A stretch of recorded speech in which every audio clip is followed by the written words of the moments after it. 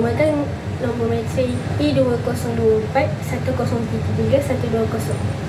Pada hari ini, saya akan mengajar ataupun membentangkan aktiviti yang akan saya lakukan untuk final assessment saya, iaitu tajuk dan umur yang diberikan ialah nilai mata wang ataupun wang ringgit Malaysia, dan juga pembelajaran ni berdasarkan umur 5 tahun.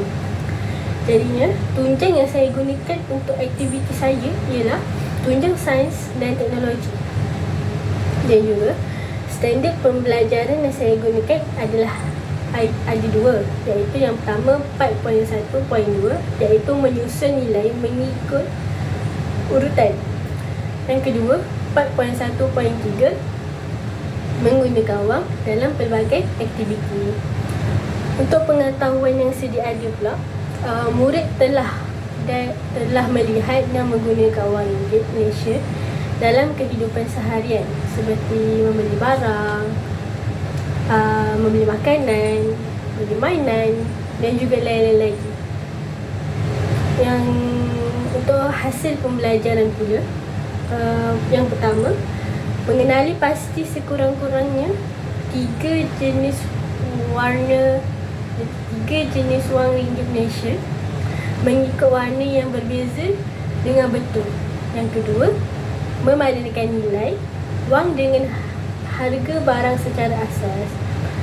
Contohnya dekat akhir pembelajaran ni, dia kenallah sekurang-kurangnya tiga warna wang ringgit Malaysia, sekurang-kurangnya 3 warna. Yang kedua, memadankan nilai dengan harga barang secara asas. Untuk senarai BBM yang saya buat pula, yang pertama, flashcard ataupun gambar wang ringgit Malaysia. Jadinya saya dah pun photostat duit wang ringgit Malaysia dengan warna untuk aktiviti saya pada hari ini. Untuk bahan bantu mengajar yang kedua adalah gambar wang ringgit Malaysia tanpa warna. So saya dah pun photostat dan saya pun dah pun warnakan juga. Tapi inilah kejadian duit yang tanpa warna tu sebelum saya warnakan. Jadi inilah hasilnya. Yang ketiga adalah gambar barang beserta harga. Jadi dalam ni saya dah pun sediakan barang untuk kanak-kanak tu sendiri pilih dengan nilai yang dia ada tu, untuk dia pilih barang mana yang dia boleh beli mengikut nilai wang yang dia ada. Ini saya dah sediakan barang banyak dalam ni. Ini kita akan teruskan aktiviti kita yang seterusnya. Halo kid, mesti semua orang tertanya-tanya kan, hari ni teacher nak ajar apa? Kenapa teacher bawa barang-barang ni untuk kami? Mesti semua orang tertanya. Okey, so hari ni teacher nak ajar pasal duit. Okay, dekat tangan teacher ni, teacher bawa ni ialah duit. Jadi teacher nak semua orang teka. Kenapa? Berapa nilai duit yang teacher pegang? First, teacher nak tanya, ni berapa ringgit? Ini RM5, kan? Kalau dia RM5, dia mesti warna hijau. Pandai, dia mesti warna hijau sebab dia RM5. Kalau dia RM10, mestilah warna dia merah sebab dia RM10, so dia warna dia merah. Ni warna apa? Ini warna ungu. Bila dia warna ungu, dia RM100. Dia RM100. Kalau yang ni, dia warna merah. Kalau dia warna merah, dia RM10. Good.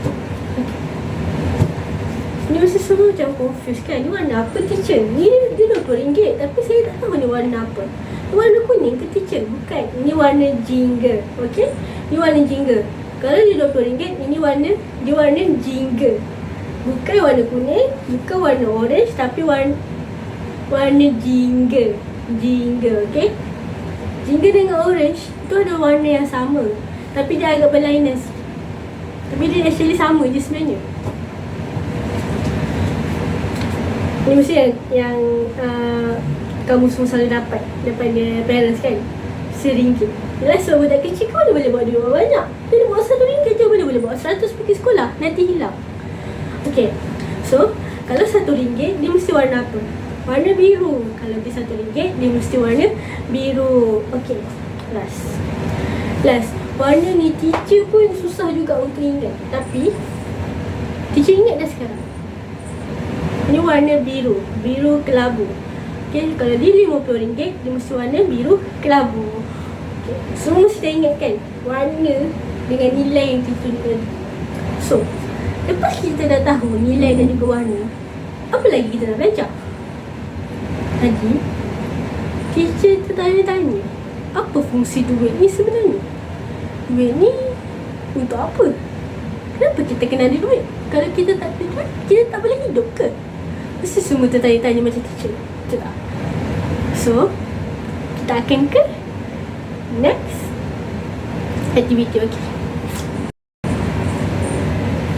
Okay, so kita akan ke next activity, iaitu seketika kita nak buat apa.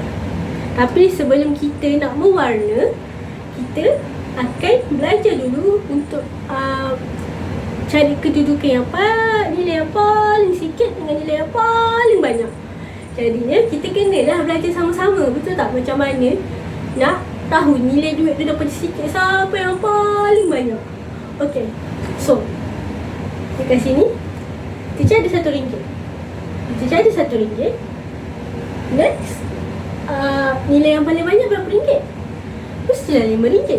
Betul tak? Mestilah RM5 teacher nilai yang paling banyak. Takkanlah RM10 pula. Habis tu RM5 nilai dia macam mana teacher?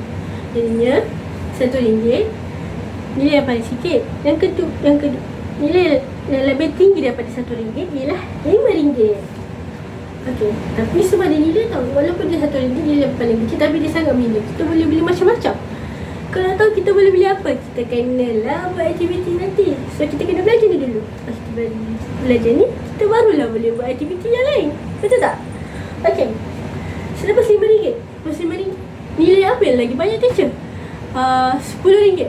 RM10? Ya. Tada!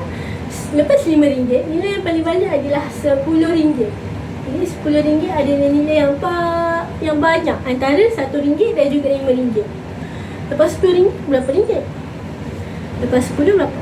11? No. Kan tadi kita kan belajar hanya 6 sahaja jenis duit. Jadi RM20. Jadi selepas RM10, nilai yang banyak antara RM1, RM5 dan RM10 adalah RM20. Okay, jadi dekat sini yang paling sikit ada RM1, yang paling banyak adalah RM20.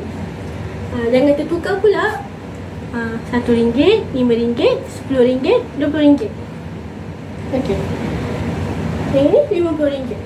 Jadi RM50, nilai yang banyak adalah lepas RM20, RM50. Bukan 30 tapi dia 50. Kan kita tadi belajar tadi ada 6 jenis nilai. Itu lah.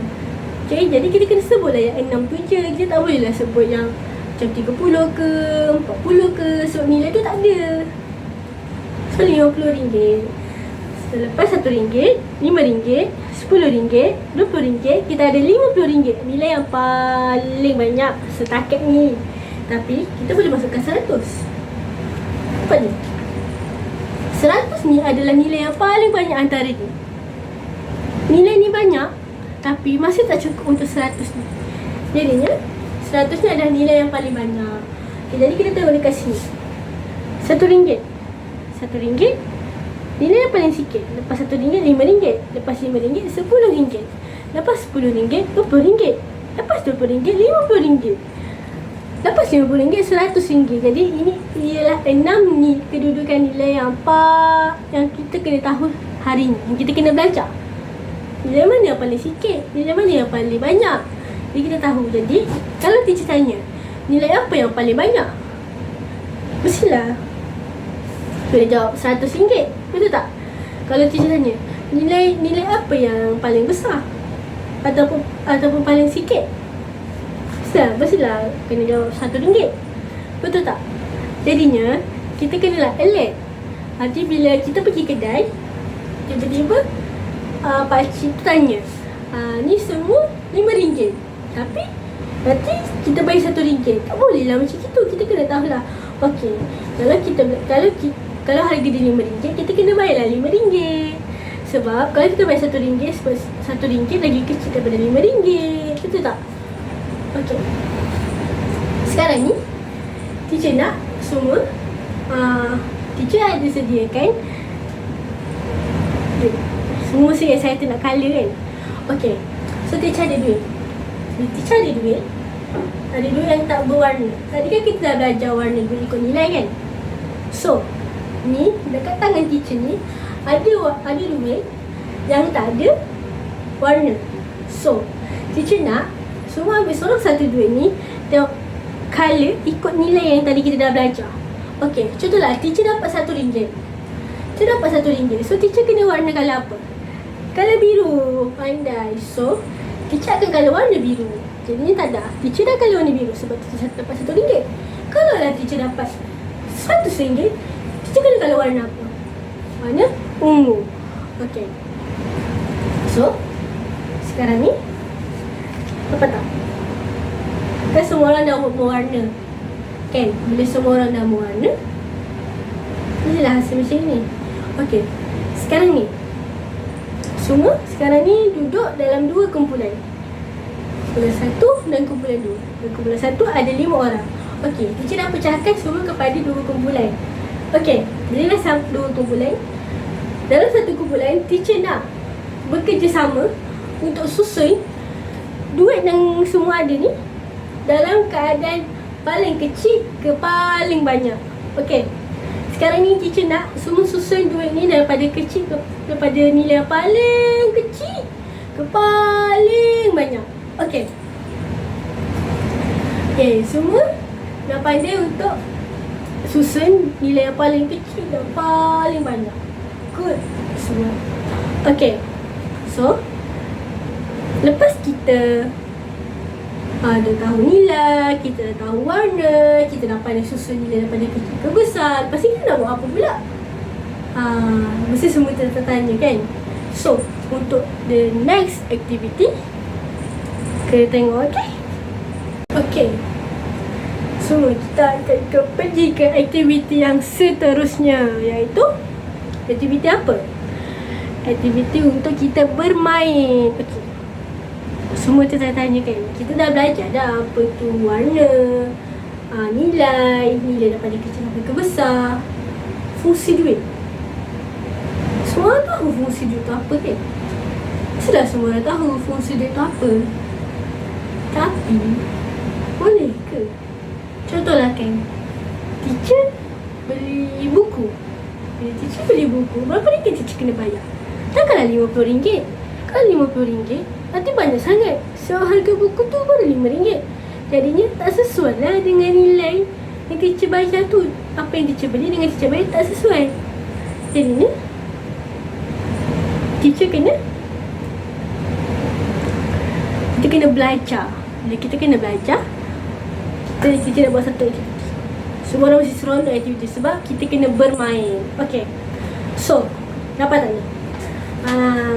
Dalam bekas ni, semua teacher nak pegang duit yang tadi semua warna. Mudah-mudah colour warna berapa ringgit. Macam kalau contoh awak colour warna hijau RM5, awak kena pegang duit awak. Awak jangan ambil kawan awak punya duit, okay? Okay. So, kadang-kadang dalam ni, dalam teacher punya ni ada barang. Dan barang tu ada harga. And teacher nak seorang demi seorang datang dekat teacher untuk ambil barang yang nilai dia sama dengan nilai duit yang kamu semua pegang. Okey, teacher tak nak salah, okey? Contoh, teacher ada RM100. Teacher ada RM100. So, barang yang teacher perlu ambil, adakah jam? Bukan kan? Sebab harga jam RM20. Teacher ada RM100. banyak lagi teacher. Kenapa teacher ambil yang murah? So, kalau teacher ada RM100, teacher mestilah kena ambil yang RM100 juga, iaitu handphone. Bila teacher ada RM100, bila teacher ada RM100, so teacher kena ambil handphone. Tapi kalau teacher just ada RM1 je, dia tak boleh ambil handphone sebab harga handphone tu lagi besar nilai dia daripada harga RM1 ni. Kalau teacher ada RM1, teacher boleh beli apa? Ataupun teacher boleh ambil apa kat dalam box ni? Dalam box ni ada macam-macam tau. Okay, so kalau teacher ada RM1, teacher boleh ambil, teacher nak beli botol air lah guna RM1, boleh tak? Mestilah tak boleh sebab dekat sini harga botol air ni adalah RM10. Mana cukup teacher nak beli RM1 je. RM1 hanya dapat apa je. Okay, so kalau RM1, teacher nak beli aiskrim, tapi aiskrim tak ada ke dalam ni. So teacher akan beli, teacher dah jumpa.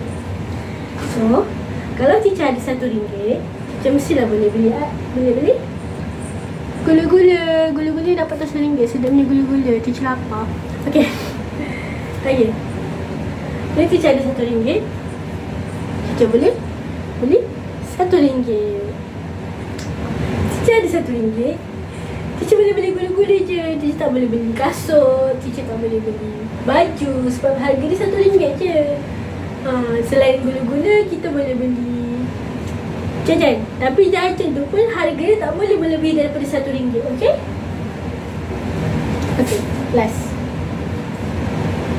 Selain kalau teacher ada RM1, teacher ada RM10.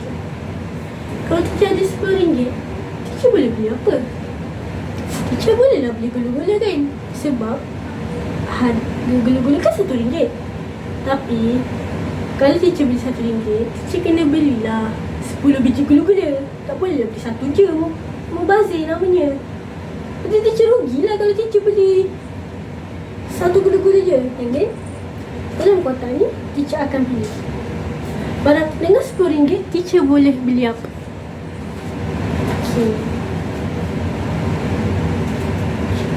teacher boleh beli botol air lah.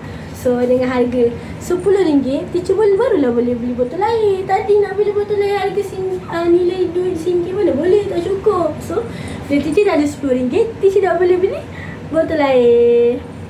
Okay, so saya rasa semua dah faham kan apa yang kita belajar. Kita belajar pasal warna, kita belajar pasal nilai, kita belajar pasal susun nilai daripada kecil ke besar, besar ke kecil. And then kita dah tahu dah fungsi duit tu untuk apa. Fungsi duit tu untuk beli barang-barang keperluan. Betul tak? Barang keperluan macam barang-barang macam makanan, barang-barang mandi, apa semua. Mainan tu bukan barang-barang keperluan. Mainan tu satu pembaziran tau. Jadi jangan amalkan beli mainan sebab nanti korang akan membazir. Okay, so after dah pernah belajar ni kan, sebab kan dah banyak sangat aktiviti kita buat, kita mesti sana happy-happy. So untuk last sebelum kita tamatkan kita punya aktiviti hari ni ataupun kita punya belajar hari ni, kita akan nak buat satu yang apa? Kita kena tunggulah, okay? Okay, for the last activity yang teacher nak buat dengan kamu semua adalah teacher nak menyanyi. Mesti seronok kan lagu yang teacher nak buka. Okay, so teacher nak kita nyanyi sama-sama lagu yang teacher nak buka ni lagi, okay? Banyaknya duit RM1, RM1, warnanya biru. RM5, warnanya hijau. RM10, warnanya merah. RM20, RM20, warnanya jingga. RM50, kelabu, yeah.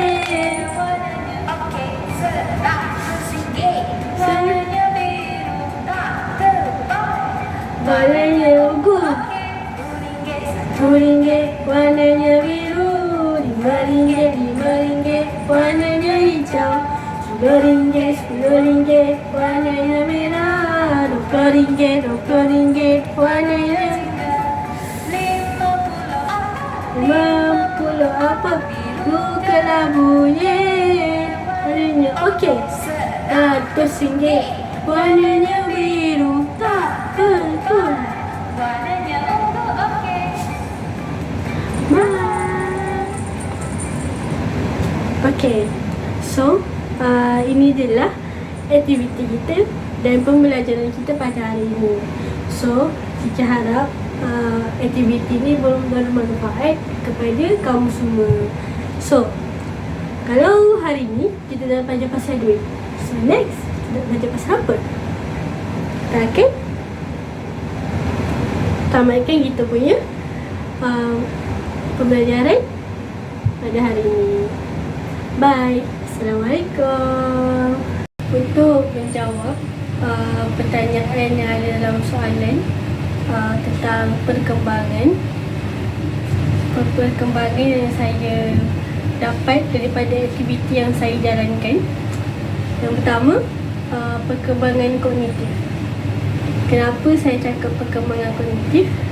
Kerana saya buat aktiviti kanak-kanak menyusun nombor daripada kecil sehingga yang paling besar. Dan ini dekat situ kanak-kanak dapat berfikir dengan logik macam mana kedudukan nilai yang sebenar tu. Macam daripada RM1 pergi ke RM5, lepas RM5 RM10, lepas RM10 RM20, lepas RM20 RM50 dan yang paling besar adalah RM100. Dekat situ kadang-kadang dapat berfikir secara logik kedudukan yang ada. Maksudnya bila kanak-kanak tu tengok nombor tu, dia dah tahu okey, RM1 dia besar paling kecil. Sebab RM1 dengan RM5 lagi besar. So dekat situ saya bercakap adalah perkembangan kognitif. Yang kedua adalah perkembangan fizikal halus, iaitu daripada perkembangan motor halus. Sebab apa saya cakap perkembangan motor halus, meningkatkan perkembangan motor halus? Sebab saya ada buat aktiviti mewarna. Bila mewarna, kanak-kanak akan memegang colour pencil. Bila kanak-kanak tu pegang colour pencil, dia dapat meningkatkan lagi kemahiran motor halus. Maksudnya motor halus kan macam bahagian otot-otot yang kecil. Jadi dengan mewarna tu dapat lagi meningkatkan perkembangan fizikal halus, iaitu fizikal motor halus. Okey.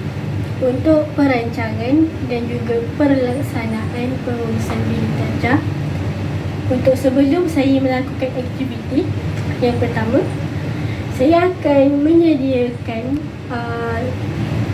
meja dan kursi untuk kumpulan kecil. Seperti tadi saya ada buat 2 kumpulan dan saya akan agihkan 10 orang kanak-kanak tu kepada 2 kumpulan dan saya akan menyusun dalam bulatan ataupun 1 meja dan 5 kerusi, 5 orang dan 5 orang. Jadinya kenapa saya susun begitu? Kerana dengan menyusun macam itu dapat mengelakkan kanak-kanak tu daripada berebut. So saya dah bahagikan mereka kepada 2 kumpulan dan seterusnya untuk pastikan aktiviti yang saya buat tu berjalan dengan lancar dan selamat, tanpa gaduh, tanpa terlanggar sana, terlanggar sini. Jadi aktiviti yang saya lakukan tu taklah macam tak menjadi ataupun terlalu serabut. Ini semua dah disusun mengikut yang saya nak. Yang kedua, penyediaan bahan bantu mengajar. Sebab aktiviti saya ini memerlukan bahan bantu mengajar yang sangat efektif untuk kanak-kanak tu faham cara mereka belajar. Untuk kanak-kanak tu faham apa yang mereka belajar pada hari itu. Jadi saya sediakan barang dan juga harga untuk kanak-kanak tu buat aktiviti. tanpa barang dan harga, kadang-kadang tu tak tahu apa yang kita boleh buat dengan duit tu. Dan yang main point sekarang ni, yang bahan bantu mengajar saya adalah flashcard ataupun gambar duit. Kalau saya tak buat flashcard ataupun gambar duit, kanak-kanak tu takkan tahu. Duit, mungkin mereka tahu duit tu apa, tapi mereka tak tahu nilai dan juga warna. Tapi apabila mereka tengok gambar ataupun flashcard yang saya berikan ataupun yang saya tunjuk, mereka dapat tahu apa yang mereka belajar. Contoh, saya tunjuk RM1. So, dia tahu, kanak-kanak tahu, okey, RM1 dia mesti warna biru. Kalau dia warna merah, dia RM10. Kalau dia warna ungu, dia RM100. Jadi dia kanak-kanak dia akan terus tahu berapa nilai mengikut warna. Kalau saya sebut, contohlah saya sebut warna hijau, mesti kanak-kanak, oh teacher, warna hijau mesti RM5. Itu adalah bahan bantu mengajar. Yang terakhir adalah pengurusan masa. Saya merancang masa, sebelum saya melakukan aktiviti, saya akan merancang masa. Sebab kanak-kanak ni kan tak boleh dia belajar terlalu lama, nanti mereka akan cepat rasa bosan. Jadinya saya akan menguruskan masa supaya aktiviti saya tak membosankan dan terlalu lama ataupun terlalu banyak masa. Itu bagi saya sebelum pengurusan semasa aktiviti dijalankan. Saya sebagai seorang guru akan mengajar kanak-kanak tu ataupun menguruskan kanak-kanak tu sendiri. Maksudnya dalam satu kelas tu hanya ada saya seorang saja. Jadinya saya perlulah pantau kanak-kanak tu secara aktif. Maksudnya saya tak boleh fokus based on somebody je. Saya kena pantau semua. Jadi saya kena alert lah dekat situ. Lepas tu kalau kanak-kanak tu ada buat satu kesalahan ataupun tersilap, saya akan tegur dengan lembut. Contohnya dia berlari-lari, saya kata janganlah lari-lari, nanti jatuh, duduklah, tunggulah arahan teacher nak ajar apa, teacher nak buat apa. Yang terakhir adalah pengurusan masa tu yang penting lah. Pengurusan masa. Lepas tu peranan saya sebagai seorang guru semasa aktiviti tu. Saya guru as a facilitator. So, bila aktiviti tengah dijalankan tu, saya kena main peranan. Saya kena tengok cara kanak-kanak tu bekerjasama dan cara mereka untuk buat something untuk mereka menang. Contoh macam tadi, saya buat aktiviti menyusun sama-sama. Pasal dalam satu kumpulan kena susun warna nilai tu daripada kecil ke besar. Jadi saya kena main peranan kedua-dua kumpulan. Saya nak tengok kerjasama. Contohlah, saya ganggu mereka. Contoh, RM10 ni bukan lagi besar ke daripada 50. Contoh.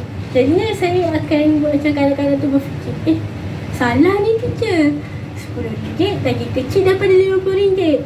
Jadi saya kena main peranan tu biar kanak-kanak tu lebih faham. Dia mau faham. So dia tak adalah macam kerja satu tu je. Bila saya pusing balik soalan tu, dia dapat, oh salah teacher, dia macam ni, dia warna ni.